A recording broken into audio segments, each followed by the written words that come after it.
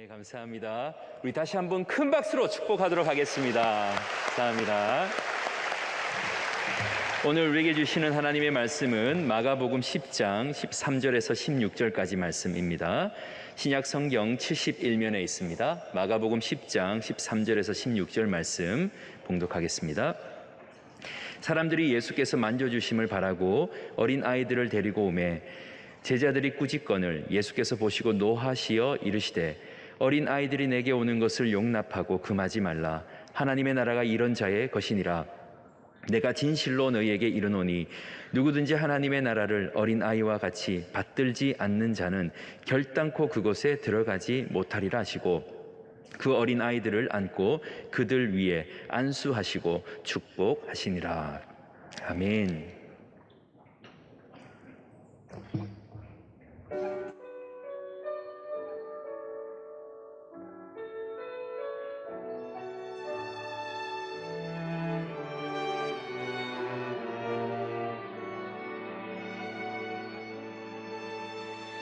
나는 아무것도 아닙니다. 주님의 사랑이 없으면 나는 아무것도 모릅니다. 주님의 지혜가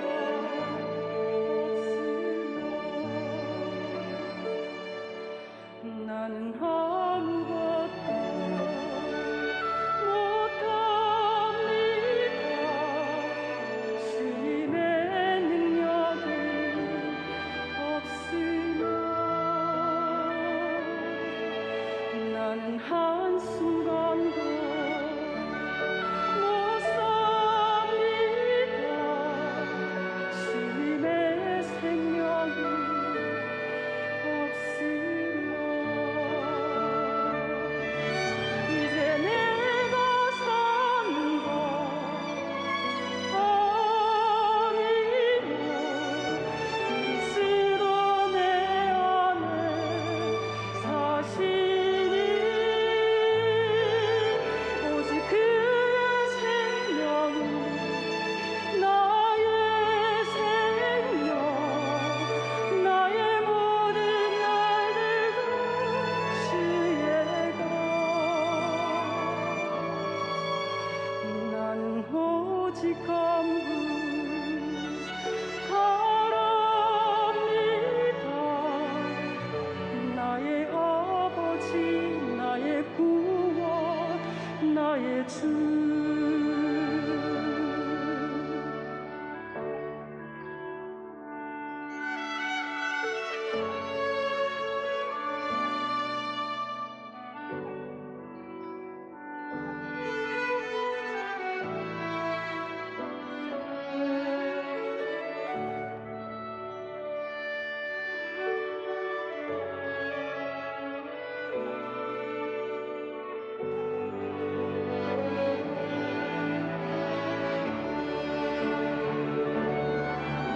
이제 내가 사는 것 아니요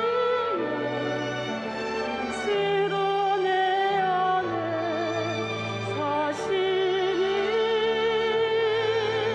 오직 그의 생명이 나의 생명 나의 모든 날들도 주의 것 나는 오직 간구 바랍니다. 나의 아버지 나의 구원 나의 주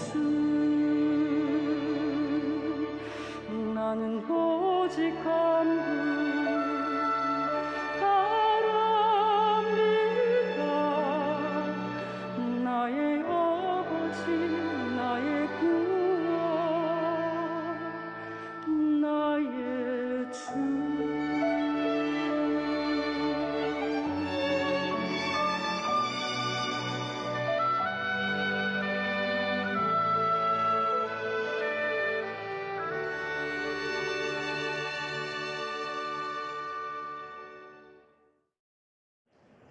자, 학습 세례식을 했기 때문에 설교 시간이 아주 짧아졌습니다. 2부 때 시간이 짧아가지고 속사포같이 했더니 못 알아들으시는 것 같은 느낌이 들어서 3부는 천천히 하다가 시간 되면 끝내도록 그렇게 해야 되겠습니다.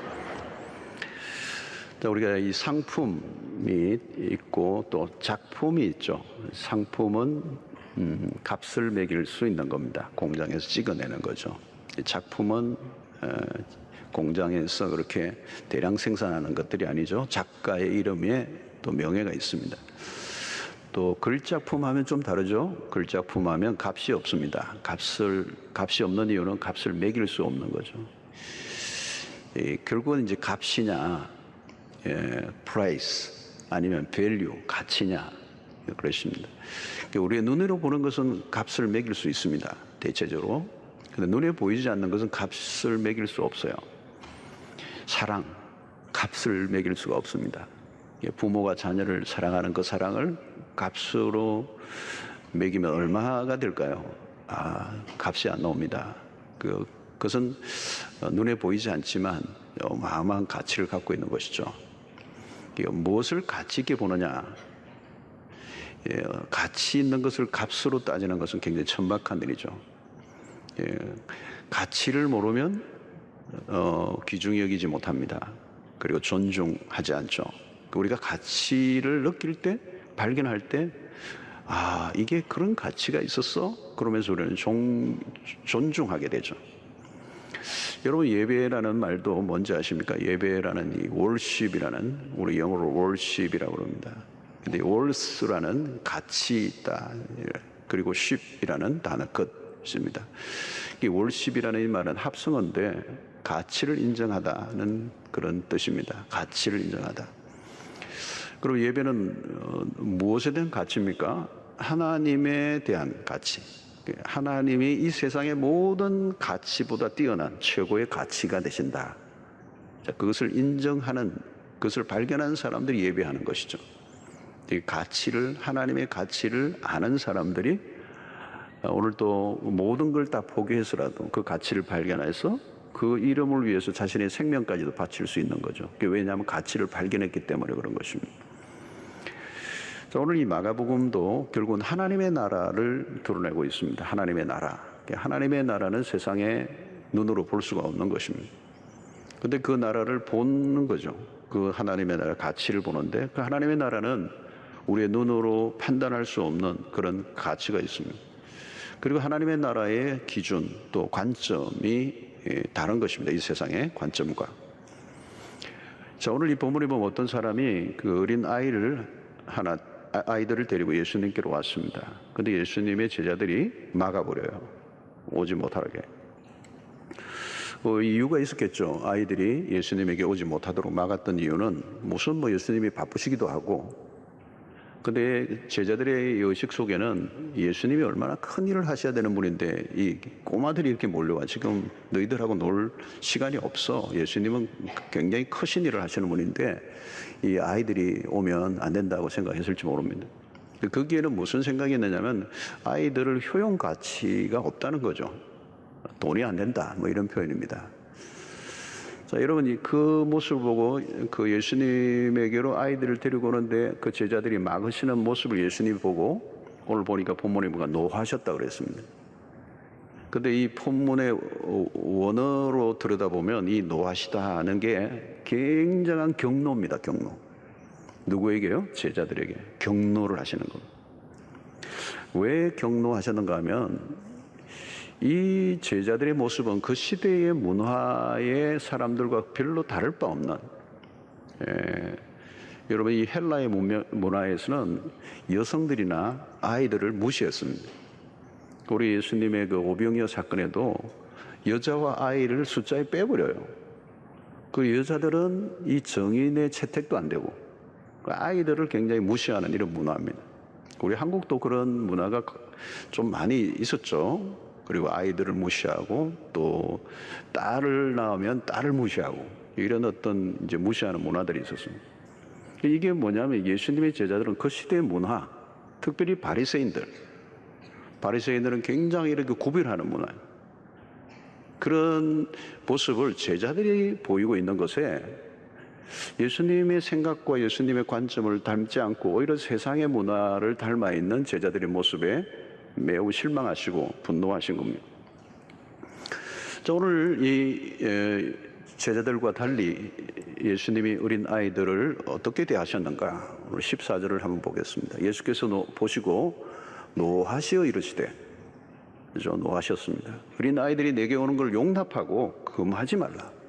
하나님의 나라가 이런 자의 것이니라. 오히려 이 어린 아이들이, 하나님의 나라는 이런 아이들의 것이다. 자, 여러분, 여기 이 말은 이런 자의 것이다는 이 말은 그 어린 아이들, 어떻게 보면 보잘것없는 소홀히 취급을 당하는 연약한 존재들. 그런데 하나님의 나라는 이런 자들의 것이다. 여러분, 이게 하나님의 나라의 개념이라는 겁니다. 하나님의 나라는 작은 자를 작게 여기지 않습니다. 하나님의 나라에서는 어떤 존재도 무시당하지 않는다. 이게 이제 세상의 다른 개념이죠. 그런데 제자들이 이 하나님의 나라에 눈이 열리지 않았고 아이들의 가치를 보지 못한 것이죠. 특별히 우리가 앞부분에도 살펴보았는데 마가복음 9장 42절을 보면 또 누구든지 나를 믿는 이 작은 자들 중 하나라도 실족하게 하면 차라리 연자 맷돌이 그 목에 매어 바다에 던져지는 것이 아니라 그랬습니다. 이것도 마찬가지. 나를 믿는 작은 자 중 한 사람이라도 실족하게 하면 그 죄가 작지 않다는 거예요. 이게 하나님의 나라의 관점입니다. 하나님의 나라의 관점. 하나님의 백성들에게 가져야 될 관점이죠. 자, 그러면 오늘 여기 14절과 14절에서 천국은 이와 같은 자들의 것이다. 15절에서도 어린아이와 같이 받들지 아니하는 자는 결단코 천국에 들어가지 못할 것이다. 자, 그러면 어린 아이들이 다 천국에 간다는 말인가? 이런 질문을 할 수가 있습니다. 자, 오늘 이 본문은 그런 뜻은 아닙니다. 여러분, 어린 아이들도 죄를 지어요.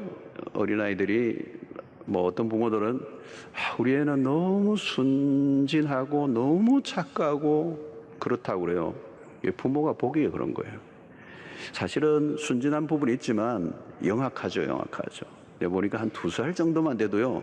요즘은 자꾸 이게 더 일찍이 이렇게 깨는 것 같아요. 옛날보다. 옛날에는 한 4살 돼야 했는데 요즘 한 2살만 돼도 영악해요. 보니까. 그리고 동생 보는 앞에서도 아주 동생과의 관계에서도 상당히 그 부모를 속이면서 아주 이렇게 교묘하게 죄를 짓는 아이들이에요. 성경은 인간은 하여튼 태어날 때부터 우리 시편 51편에도 죄악 중에 잉태되었다 그러죠. 본질상 에베소서 2장의 말씀에 의하면 본질상 진노의 자녀라는 거예요. 오직 예수의 피로만 죄 용서함을 받고 믿음으로만 구원을 얻어요. 그러니까 아이도 예수의 피가 필요한 것입니다. 그러니까 아이이기 때문에 구원받는다는 그 얘기는 아닙니다. 그러면 오늘 왜 어린 아이와 같지 아니하면 하나님의 나라에 들어갈 수 없는가? 마치 이런 어린 아이와 같은 자들이 바로 하나님의 나라가 그들의 것이다 이렇게 얘기하는 이유는 뭘까요? 그것은 어린 아이들이 가지고 있는 어떤 특성 때문입니다. 오늘 이 2가지만 우리가 좀 살펴보려고 하는데요. 무엇 때문에 그러면 어린 아이와 같은 자가, 이런 자들이 하나님의 나라의 것인가? 첫 번째는 어린 아이들의 의존성입니다. 의존성. 아이들은 어때요? 철저히 돌봄을 받아야 합니다. 그죠? 돌봄을 받아야 돼요. 부모에게 의지해야만 살아갈 수 있는 존재. 그러니까 아이들은 늘 부모를 찾죠. 잠시라도 없으면 어릴수록 부모를 찾습니다. 그러니까 부모의 도움이 없이는 존재할 수 없다. 그런 의미에서 어린아이는 의존적인 태도를 늘 보이고 있습니다. 자, 여러분, 오늘 우리가 이제 어른이다 얘기할 때 어른, 또 다르게 하면 어달트, 성인이다라는 말도 우리가 오해해서는 안 되는데요. 성인이라고 하는 말은 법적인 나이로 어떻게 따질 수는 있지만 그 성인이라는 그 말이 누구의 도움이 필요하지 않는 존재가 된 건 아니에요. 나이가 들어도 여전히 인간은 연약합니다. 왜 우리가 여러분 교만해서는 안 되는가 하면 연약한 존재이기 때문에. 연약하다는 그 말의 안에는 한계를 가지고 있다는 거예요. 한계. 언제나 뭐 육체적으로도 그렇고 정신적으로도 그렇고 영적으로도 그런 것입니다. 여러분 누가복음 15장에 나오는 탕자를 보면 탕자가 아버지를 떠나서 아버지 유산을 받아서 떠나죠. 여기에는 독립성을 가진 모습을 보입니다. 나는 아버지의 도움 없이 나 홀로 살겠습니다. 그래서 떠난 거예요. 아버지 품을. 근데 누가복음 15장에서 나오는 굉장히 중요한 모습은 뭘까요, 여러분? 그 아들이 아버지를 떠나고 잘 살 수 있었느냐? 얼마 못 가서 완전히 밑바닥으로 가는 거죠. 그래서 돌이켜 아버지에게로 돌아옵니다. 유명한 탕자의 비유잖아요. 돌아온 탕자, 돌탕이라고 하는 이 유명한 노래, 이 스토리가 아버지 집으로 다시 돌아오는 거예요, 여러분. 이게 인간의 실존을 보여주는 겁니다. 인간이 홀로 잘 살 수 있을 것처럼 똑똑하고 잘나고 자기의 능력을 의지하고 그렇지만 결국은 아버지 집으로 돌아오는 거예요. 아버지 곁에 살아야 될 존재라고 하는 것을 가르쳐 주는 거예요. 여러분 구약의 야곱도 마찬가지입니다. 처세술이 능하고 머리가 좋고 머리 회준이 대단하잖아요. 그래서 자기의 능력과 재주로 열심히 살지만 나중에는 에서 형을 만나는 시점에서 그의 인생의 모든 게 송두리째 날아갈 수밖에 없는 위기를 맞습니다. 그러면서 야복나루에서 홀로 있다가 하나님의 사자와 씨름을 하고 가려고 하니까 붙잡죠. 그리고 너뼈가 처져서 위골이 됐는데도 안 놓습니다. 나를 축복하지 않으면 난 당신을 보내줄 수가 없습니다. 하나님이라는 걸 직감한 겁니다. 그렇게 독립적으로 살려고 했던 야곱이지만 결국은 하나님을 의존하지 않고는 살아갈 수 없는 존재. 그래서 하나님을 만나고 그 버니엘이라고 하는 곳에서 그의 이름이 바뀌는 겁니다. 야곱에게서 이스라엘로. 그 이스라엘이라고 하는 이름 자체가 어떤 면에서 그 안에는 인간의 연약과 한계를 인정하고 하나님의 축복이 아니면 살아갈 수 없다는 것을 인정하는, 그래서 하나님이 너가 이겼다고 했지만 사실은 하나님이 그를 이겼다고 선포해 주신 이 전환점인 것이죠. 여러분 뭐 어떤 사람은 무엇인가 가득 차 있는 사람들이 있습니다. 자기 것으로 어떤 필요도 느끼지 않고 또 어떤 사람의 도움도 필요 없다는 것처럼 살아가는 사람들이 있어요. 이것을 우리는 자존심이죠. 자존심 거죠. 그래서 우리는 이 자존심이 굉장히 중요한 거예요. 일평생 이 자존심을 붙들고 살아가는 거예요.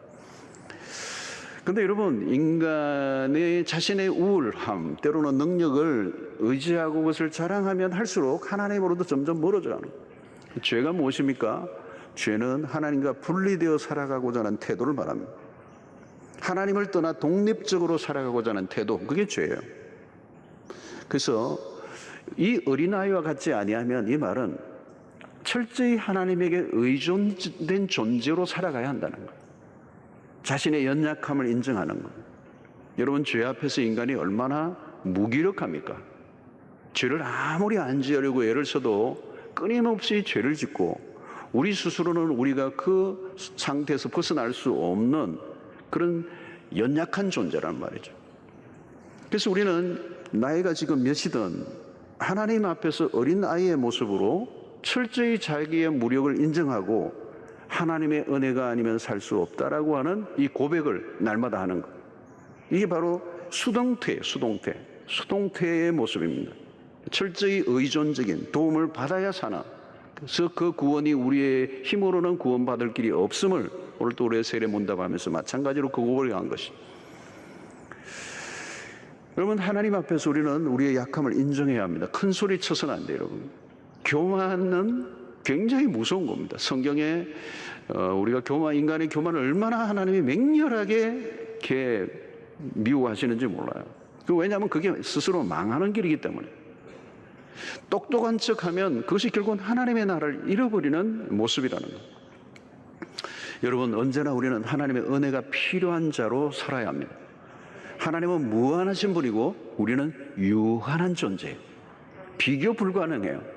그래서 우리는 자신의 연약함을 날마다 인정하고 하나님의 능하신 손에 우리의 삶을 내어 맡기기 위해서는 낮아져야 된다. 어린아이처럼. 여러분 우리의 모든 어떤 것도 우리의 힘으로가 아니라 전능하신 하나님의 손길을 의지하고 살기 위해서는 항상 납작 엎드려요.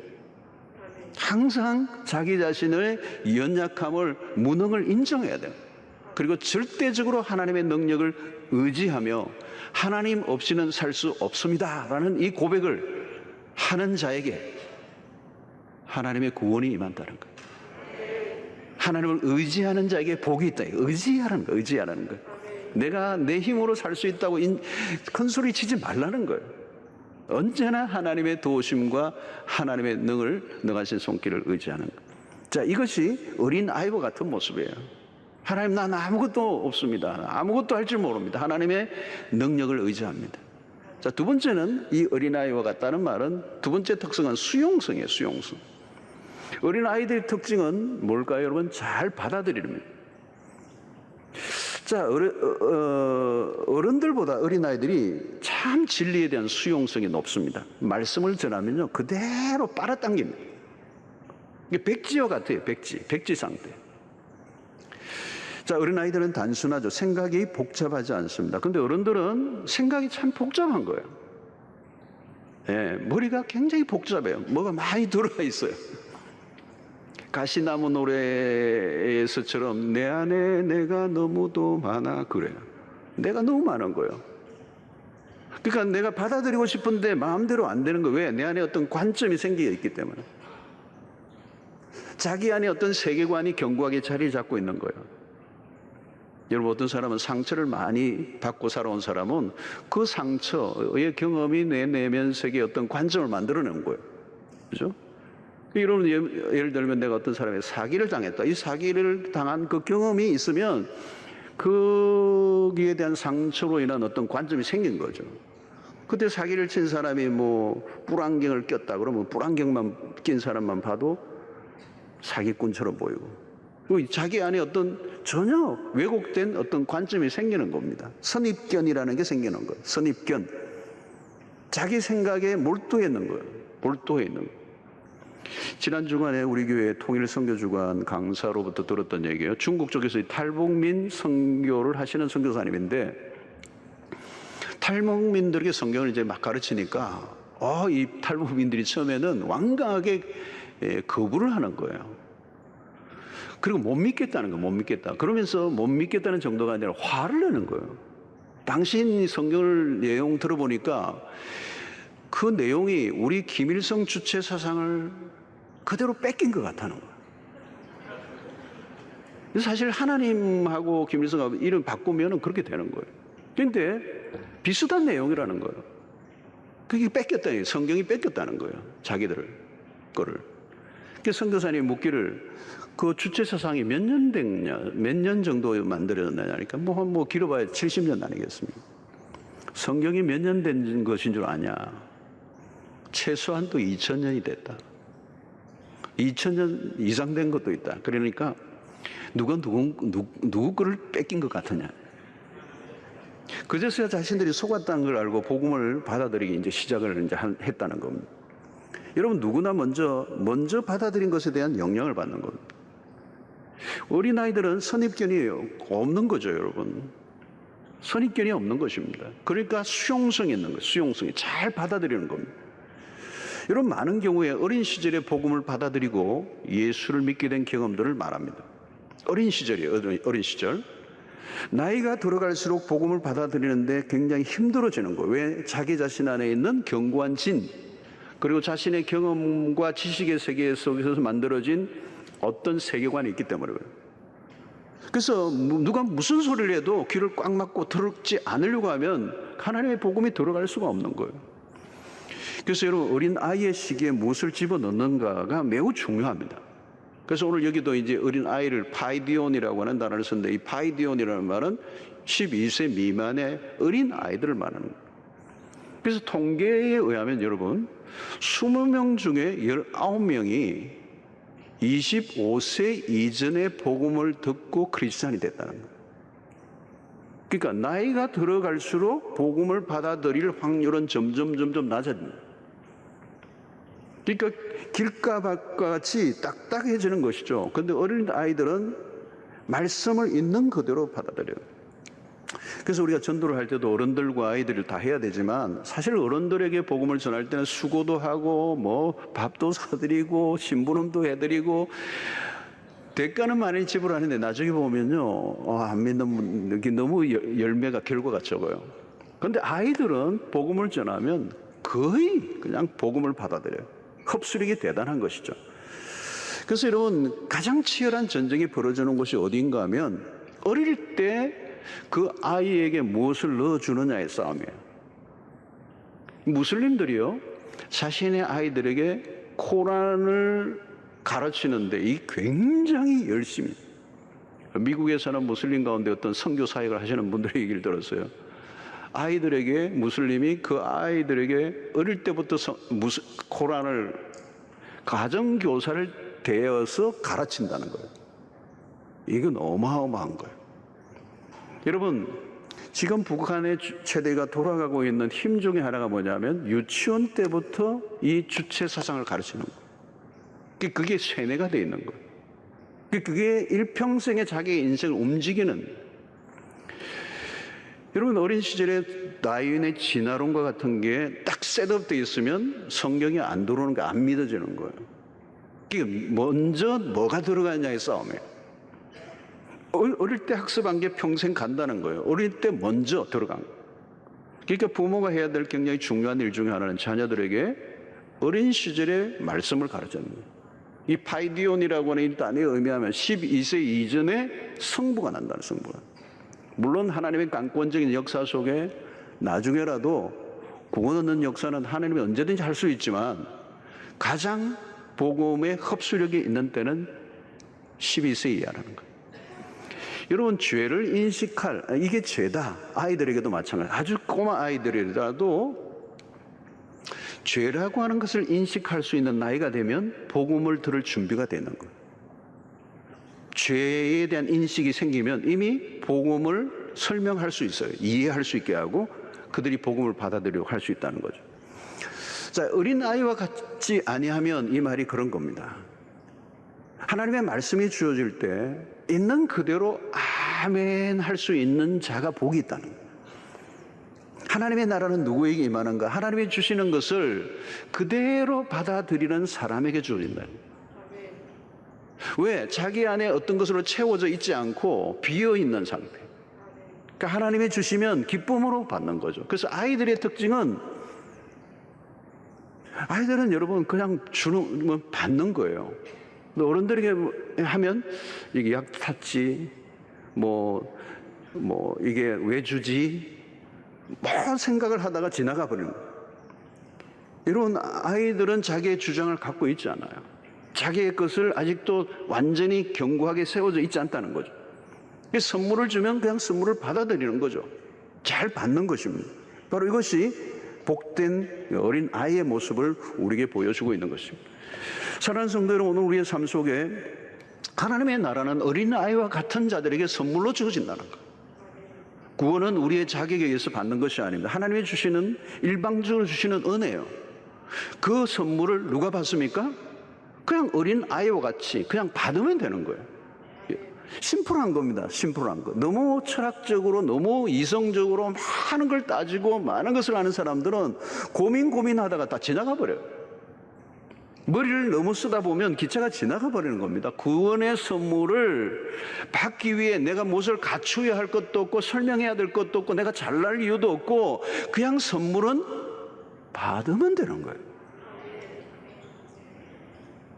이게 여러분 놀라운 것입니다. 하나님의 은혜로 주어진 이 구원을 선물로 주신 거기 때문에 선물은 받으면 되는 거예요. 근데 어린 아이들은 그 수용성이에요. 그냥 그대로 받아들이는 거예요.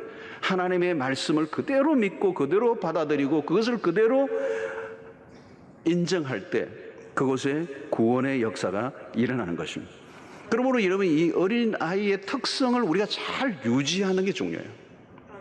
여러분, 우리가 어른이 되었다고 이제 물론 어린 아이와 같이 유치한 것은 안 되죠. 그러나 어린 아이들이 가지고 있는 이 자기의 연약함을 인정하는, 그죠? 의존성을 언제나 하나님 앞에서 가지고 살아가는. 뿐만 아니라 하나님의 은혜와 구원의 역사를 믿음으로 그대로 받아들이는 수용성. 그래서 하나님의 나라는 이런 어린 아이들과 같은 자들에게 임한다라고 하는 것입니다. 성도 여러분, 언제나 우리는 하나님의 도움이 없이는 살 수 없다라고 하는 사실을 인정하고,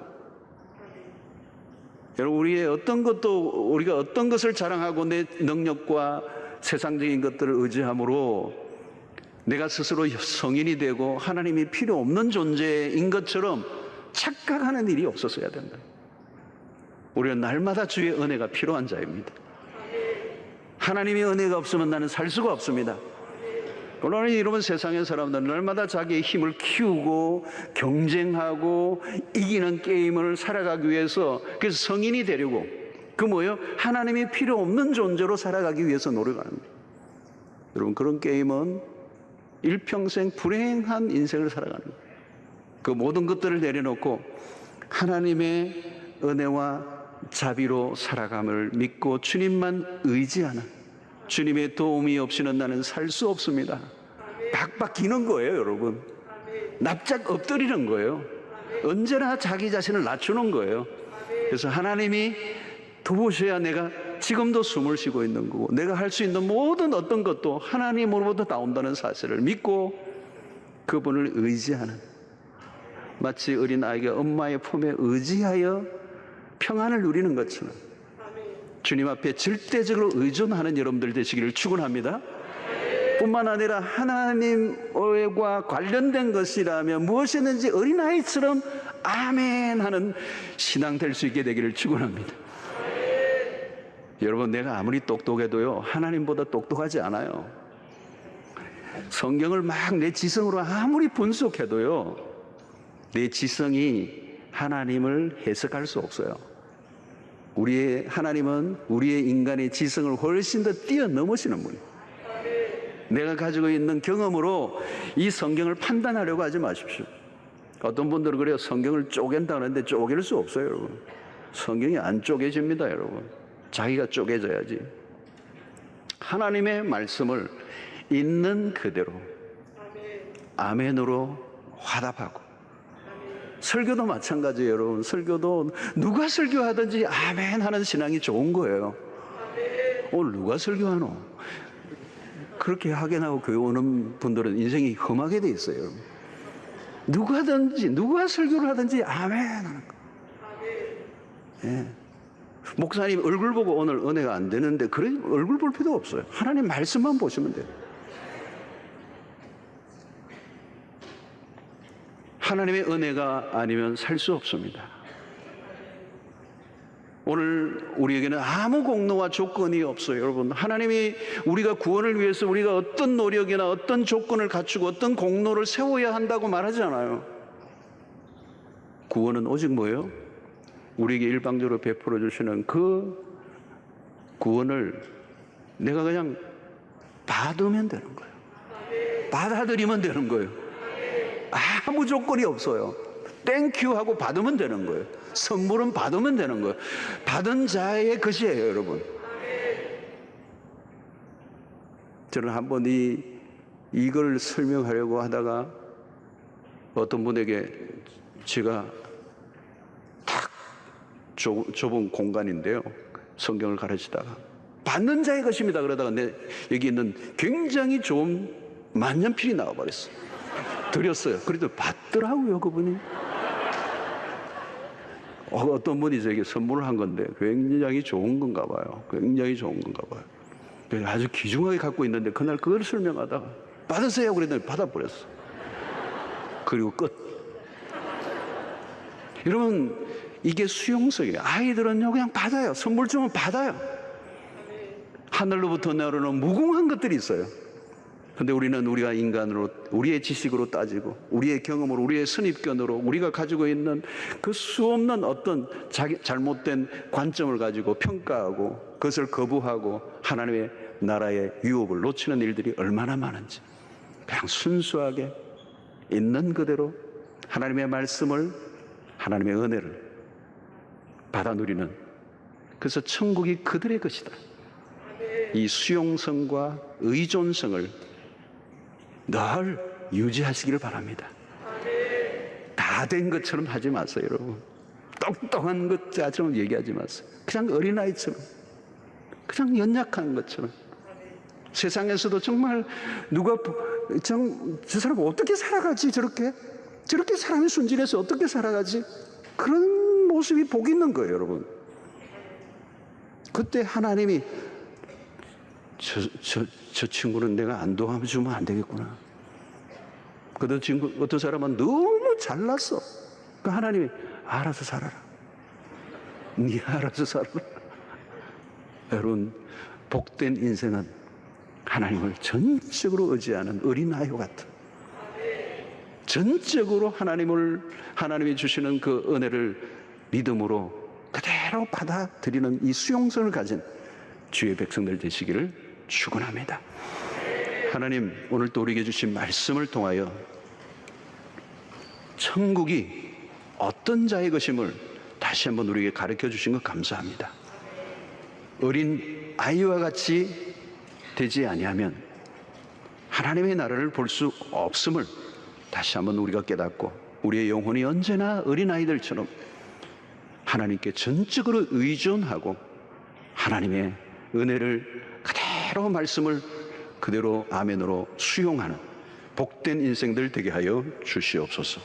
예수님 이름으로 기도하옵나이다. 아멘.